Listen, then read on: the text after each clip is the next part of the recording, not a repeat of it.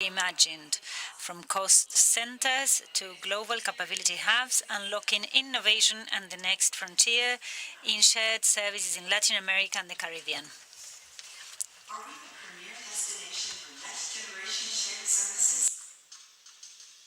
Latin America and the Caribbean is emerging as a preferred destination over traditional markets like Asia and Europe due to its diverse talent pool, technological capabilities, and nearshore advantages.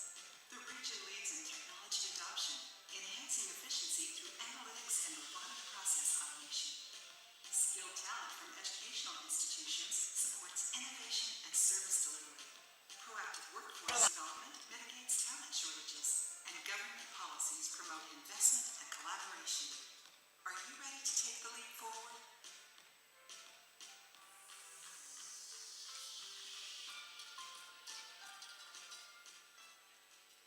Excelente. Queremos invitar ahora al moderador del próximo panel. That's been great. We'll now invite the moderator of the next panel,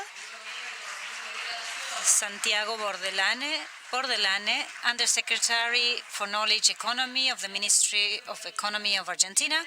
Thank you for being with us today. And the distinguished panelist, Clara Mendiverri, Head of the Buenos Aires Corporate Center and Chief Administrative Officer for Latin America of JP Morgan Chase. Adriana Morteo, Operations Lead for the Hispanic South America region of Accenture. Veronica Asla, GDS Latam Leader of Ernst & Young. And Alejandro Auditore, Vice President of the Business Support Center of Chevron Argentina. Welcome, all of you. Well, first of all, I'd like to thank the panelists for being with us. We'll learn about the story behind global delivery centers today. In terms of context, multinational companies aimed at reaching efficiency and quality seek to establish operations in different centers and countries by executing their business operations there. This is a global trend, and these are precisely global delivery centers, providing services to countries around the globe. There is also a geopolitical aspect, what happened with the war between Russia and Ukraine, Hamas and Israel.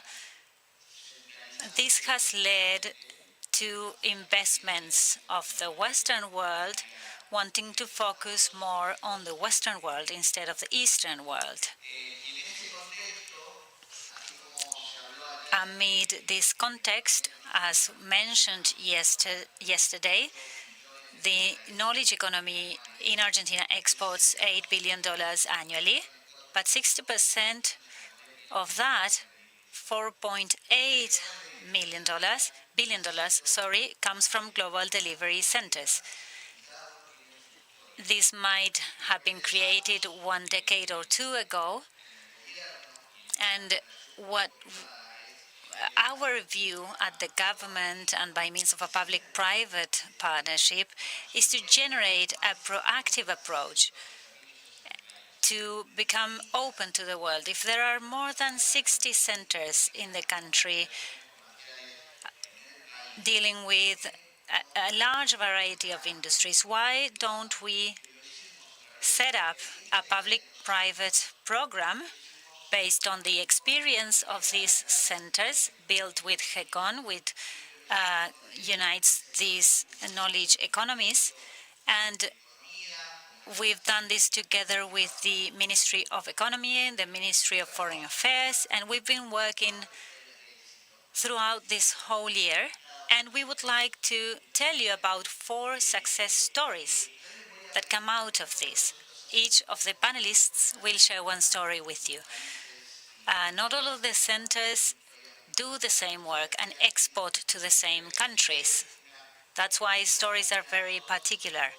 So my first question to all of you, maybe we can start with Clara, is how was the center originated, in this case JP Morgan's center? How many services do you provide? How many employees do you have, and where do you export to? Thank you, Santiago. Good morning, everyone. In the case of JP Morgan, even though the bank has been in Argentina for decades, more than 70 years, our center began 10 years ago from scratch. We aimed to form an operations center for 300 people, and today we are 3,500 people. 800 people provide back office support for JP Morgan operations. And today we have finance, credit, research, legal, technology, developments of cybersecurity and infrastructure. It is incredible how the variety of services has expanded. It was there was a ripple effect. Decisions that would be taken naturally in other countries are not common here, but this has been a proper success case. We are one of the 33 centers that JP Morgan has around the globe. This is the only one in Latin America. Our main client abroad is JP Morgan globally. We don't have external clients. And we provide services mainly for the United States and in the afternoon to Europe as well. And the variables that we analyzed at the time of choosing Argentina, this was decided by the global strategy team. The main deciding factor was talent. We have not only found the talent that was expected, but we have had the opportunity to develop this further, shown by concrete results and by the added value that JP Morgan in Argentina contributes to the world. That's our story. That's a great story. Lali, could you please tell us about your story? Well, in Accenture, we are 14,000 employees, an area dedicated to knowledge economy, exporting globally. Our center is multi-tower. We have tech, finance, human resources, legal teams. Argentina was selected as one of the 3 centers where Accenture first decides to send work out of the 50 centers, the 50 countries in the world where we operate. Argentina is one of the nodal point where they invest in services exports, actually. In terms of innovation nodes, we are involved within Accenture with digital marketing, security, technology, and this helps us to develop resources and to have the proper talent to be able to train employees and provide services abroad. This center began in 2000, and we are 8,000 employees providing services abroad at this point. That's great to know. Vero, could you tell us EY's story? EY, sorry. Ernst & Young, who is one of the big 4 and operates in all of the countries of the world. It has marked 65 years in Argentina this year. And in 2011, the firm, which already had delivery centers in India, China, and Poland, began thinking about the strategy for Latin America. They analyzed several countries of the region, and Argentina, in particular Buenos Aires, was the winner. I joined the company at that point, and we began the center from scratch. I had to select the color of the wall siding and the employees that would be in it. We are nowadays 2,500 people providing services to mainly the United States, Mexico, and some countries of Western Europe. Thanks to the immigration we have in this country, we have talent speaking French, German, Italian and Portuguese, which are the languages that we deal with in the center in addition to English. The service that we provide at the center is quite varied, from high-tech services. For instance, we've formed, together with Microsoft, EY's Cloud at global scale in Argentina. And also we provide transactional services. For instance, several partners of the United States firm have their secretaries in Argentina. So in between, we have also purchasing teams. Technological purchases are done from Argentina, groups managing projects with people all around the world. Thanks to the versatility we have, and the management done from Argentina is quite successful. We have cybersecurity teams, finance teams. It is incredible how well-known is Argentine talent, and I believe that except for doctors, we have all other professions. That's great to know. Incredible.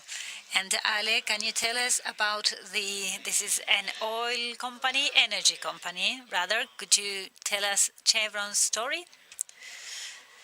Well, welcome everyone. Thank you for being with us. You know, Chevron is an energy company, the second leading company. Its core business is not the services center, but the services developed there are part of the business.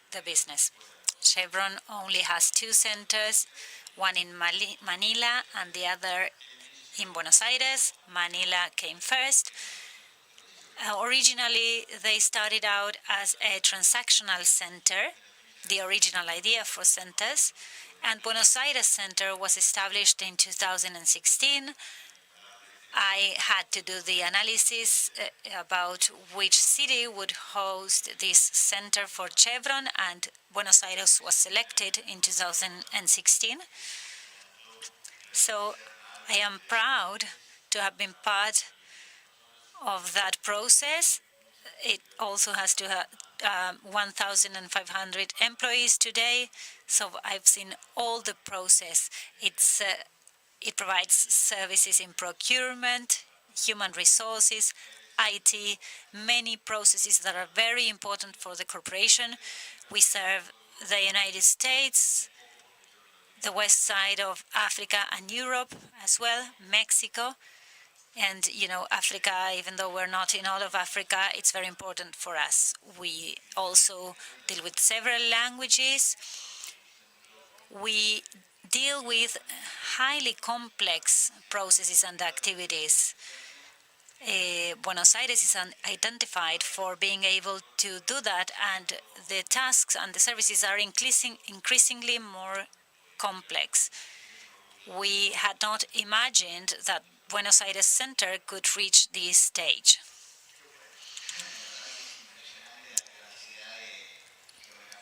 It's great to know all of the stories, all the geographies served, the diversity of services and industries. Pero I would like to ask you about EY's announcement that they would add 1,000 employees to the center in the next years. Could you tell us about the decision process for that and why, and whether you will be developing new roles or is it an increase of existing roles? Well, if I had to name the reasons why Argentina was selected, there were many reasons. One of the main one has to do with the geopolitical context. We have the largest centers in Asia, in India and the Philippines, but the concentration and business opportunity is leading to the management focusing on Latin America. We have the center of Mexico and Argentina. Besides the competitive costs of the region, we see that talent is available here. This is the differentiating factor, how versatile talent is. We often complain about our daily problems and versatile environment, but this creates highly highly prepared professionals. So the costs and the diversity of talent is why we bet on Argentina. In addition, with regards to the new administration, which is prone to business generation, and the conditions it provides for it, makes the center even more international. In terms of the roles, we will increase the amount of existing roles, but also will add new ones. In terms of internal back office service, we'll be replacing roles that are done onshore or offshore. Will replace finance, marketing roles with regards to contents, proposals, designs. Those are new roles that will be incorporated to the center, and we are proud to have won over in the competition between countries. Thank you. And Lali, in the case of Accenture, I think the center not only provides services to other branches of Accenture in the world, but also to clients of Accenture, companies that are clients of Accenture. So how do you deal with that? How do you satisfy both clients? Well, when working with external clients, one needs to go through a long process to build trust so that the client is confident that you can make their job better than them. So in order to achieve that, we show them which clients have already trusted us, what are our differentiators, how we can add value and technology, the technological disruption, which could be faster and with less people. We show them that possibility. That's a long process, though, and there is also need to analyze each business case. Each case is specific, but once they know about the talent in Argentina, they see the results and they understand how the process goes, they trust us and they hand the job to us. Today in Buenos Aires, we have over 30 contracts with external clients besides Accenture in itself. As I mentioned, either United States or European actions are done from here. So we are proud of of exporting Argentine talent.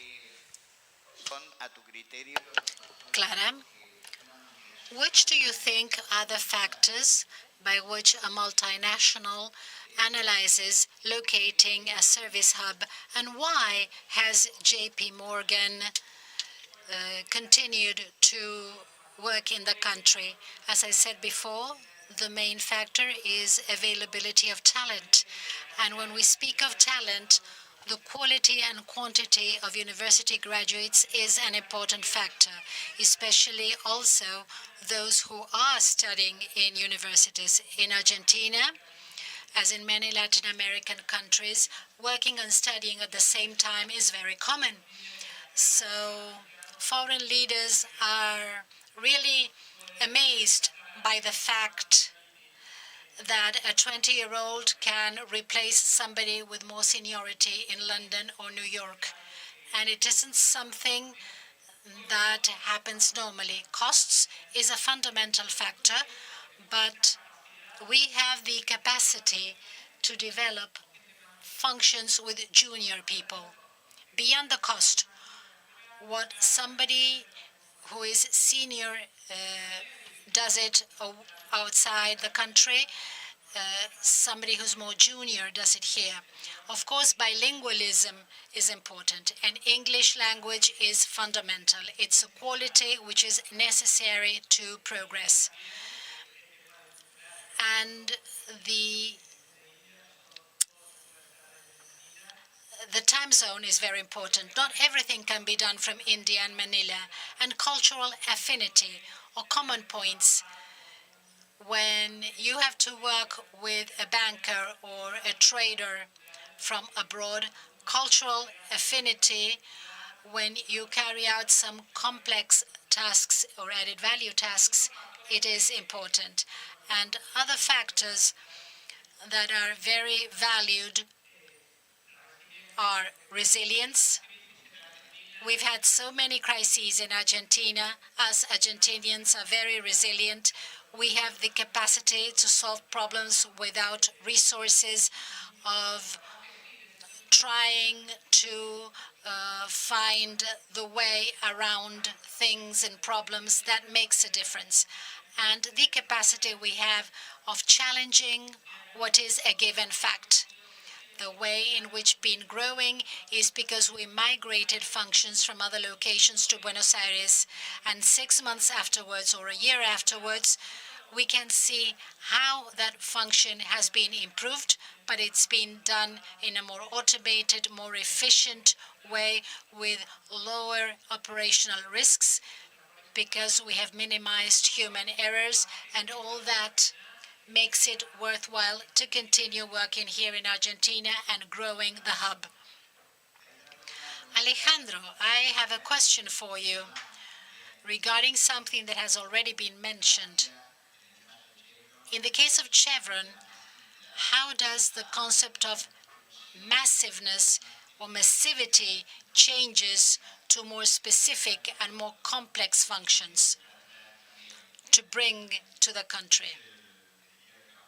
It's the change that's been more noticeable in the last few years, which is revolutionizing the concept of service hubs, at least within Chevron. Buenos Aires has led the way by showing that some things that were considered impossible are possible. In our corporation, some people thought that we could do certain things, and we also believed we could do that.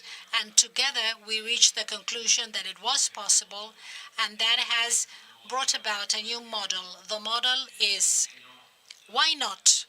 Why not? We started by asking, this is something we can do, so why can't we do other things, new things? And today, the reporting of the most important activity of Chevron in the US, which is something that revolutionized the world of oil, which is fracking, is managed from Buenos Aires. Of course, the oil man is right next to the oil well, but the administrative, the accountant, and the manager, and the one reporting what's happening with that well is here. The one who says whether the Latin American region works best than other regions and is generating the profitability it should is generated here in Buenos Aires. Those activities were unthought of. We were thinking about different levels of activities for hubs, and this revolution is happening in Chevron, and our expectation is to continue with it. And that's the big change that is taking place. Massive activities are being replaced by complex activities, and complex activities are gaining ground in the Buenos Aires hub, in the world of Chevron. Clara mentioned time zones as something important. Where we are as Latin America and Argentina specifically, how important is nearshoring and cultural affinities in the case of EY, from your point of view? What we see as a main indicator, because it's a soft indicator, is the feedback of users. We call our internal customers our users. Once they try to work with us, having worked with other hubs, they see the difference. The warmth that Latin people have when we want, or when we generate a personal bond, we have a rapport, a style of communication with users, and understanding the urgencies of our users and committing ourselves to meeting deadlines and quality of products and the time zone, which overcoming the workday makes some process more more agile. There are other processes that are better done in the back office level. There are many functions that would rather deliver the work to have it done during the evening and receive it in the morning. In that case, of course, we don't come into play because we have the same time zone and because of cost and transactional costs. We are an extension of the US headquarters in Argentina. They don't see us as a back office hub in which they delegate a transaction and expect a result. They integrate us in their teams. They make us travel. They travel to the country. It's a different way for us to work, which nearshoring enables for us. We talked a lot about talent, Lali. How can the development of professional talent be developed with all the advantages that Clara mentioned about resilience, creativity, and so on, to be able to meet the needs of such a growth that you're all having in your different hubs? There are different ways. First of all, I think that talent today is what makes us compete in the world. Nowadays, companies ask, where should I hire more people or not? And talent really makes the difference. We take care of people. It's essential for us to have diverse teams with different points of view, not only gender, but also profiles, professions. We also work with disabilities, and we prepare interdisciplinary teams that have a feedback among themselves. And before, we saw operations as something that was very transactional, something that was very basic. This has changed in the world of automation and artificial intelligence. All the basic stuff is carried out by robots and AI. So training talent for them to know what to ask to AI, that's key. Of course, we have training programs and training at work, but the key is making them understand new technologies, for them not to be afraid to use them and apply them and use them in business cases. Argentine talent does not fear change.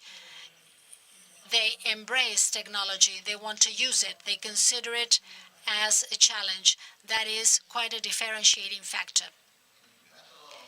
In your case, Clara, the question is very much related to the development of professional career, talent, incentive, retention. How do you go about this at JP Morgan? And how are you being trained, or how is somebody trained to take up a new function, a new role? How can a hub be prepared for that? Training is fundamental. to perform your role and to develop your career. There is a lot on the job training for what's specific, but there is an unlimited amount of any kind of training available in presence, virtual, soft skills, technical skills, and technology, of course, because even if one person does not work in a technology, they need to have a dialogue and have a conversation with AI. They need to make the correct questions in order to bring about the technological developments to achieve a more efficient operations. And leaders train younger employees. That is highly valued. JP Morgan is a very open organization, and we are geared towards interaction and towards generating such kind of networking so that people learn from interactions with senior people, with junior people. When somebody travels to New York to meet the team, the agenda is full of formal, informal training, of learning. That's key to reach the next level in their career development. That's great. Alejandro, I wanted to ask you a question, but your history, your success story has been the result of hard work, the private sector working against the country's macroeconomic variables and the complexity that we have and that we have experienced in the past. What are the prospects about a private-public program? Does it help? What are your expectations about this program? It clearly helps, knowing that we are aligned towards meeting the ultimate goal. We all want Argentina to grow. We want all our hubs to be developed, knowing that we are aligned to those who are today leading the country is a very important advantage. Knowing that we were able to develop a program developed by you, but also with our support, trying to push that forward, is something that encourages us to think that we can tell the whole story in a better way. Although Argentina has had better and not so good moments, the final picture is a happy ending, or it's not an ending, but it's a happy continuity, and expectations are very positive. The expectations are that if we want to prove our consistency, we will increasingly have more opportunities. And those opportunities are related to value. How do we show to our organizations, our global organizations, that these local hubs contribute with value to what the corporation wants to do? That is part of our work. Part of our job is to show that balance, to be the officials of an organization with different goals, but also work towards developing Argentine talent and towards developing capacities in the country. We are machines of developing people. That is the truth. It's an everyday ongoing process. Most of my time is focused on that kind of development, and it's very important and interesting. One last question to all of you, and I will start with Clara. What would you tell a multinational company that's thinking about creating a service hub? What would you say about what they will be able to find in Argentina? And what would you tell a colleague who would like to set up a service hub? It's two questions in one. We have very few minutes left. The first thing is, We all want to make informed decisions. So it is extremely important to know the talent, to know the companies that we are here. What we want is to grow. In order to grow, we need competition. We need more work in the industry. When we have headquarters in the US, it's very difficult to go to a developing or non-developed country to make that decision. It is fundamental for them to visit the country, to talk to our talent, to see what's available here. I can assure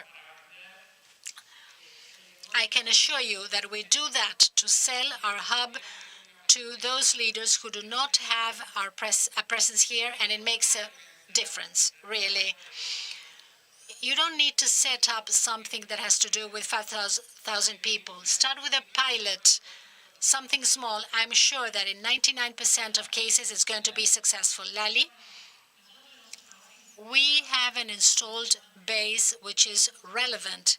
We have experience in the country, 50 hubs, 60,000 people. That generates trust. We work together in Argencom. We support one another. We compete and support one another, because when we want somebody to come along, we have to show trust. The trust is that we have results. They're all success stories. And today, it's only 4 of us, but there are many success stories from other processes too. And that generates trust and makes you think, okay, I'm not the only one. There are more people wishing to come to the country, and I agree. It's important to visit the country, to share time with the people doing it, finding other people who are doing it, see that it's possible, and as Clara said, start small. You don't have to start with 1,000, 150, and then grow little by little gradually, and it will work. We are 50 in our case, and we are 60,000 professionals delivering services abroad. I don't want to repeat myself. It's a very collaborative ecosystem. This week, we received visits from Chevron at EY. We like to attract competitors. Sounds rather crazy, but we believe that developing the ecosystem is good for all of us. But I would also tell this person to get interested in Argentina Delivers, to visit you at the Secretariat, at the Foreign Ministry. The government is committed to creating a brand that has to do with a country that we are not famous for our beef and for soy, but that the third exporting article is the industry of services, the ecosystem integrating public and private. We will surely convince them, I'm sure of that. Everything has been said, but there is an additional factor which is not always considered when you want to start with something. Take a look at the efficiency other hubs have achieved. Efficiency is not coming because there is a one-to-one cooperation. The big advantage of hubs, in our case, this is it, is that the process that was done in a certain way, it's been done in a different way, more efficient way, more automatic way, 5 years later. So that is challenging the process. And not everywhere are processes challenged. In Latin America, processes are constantly being challenged, and that is fundamental for us. We have to close this panel. My final words are just congratulate you on your history. You've worked in very hard times of the country.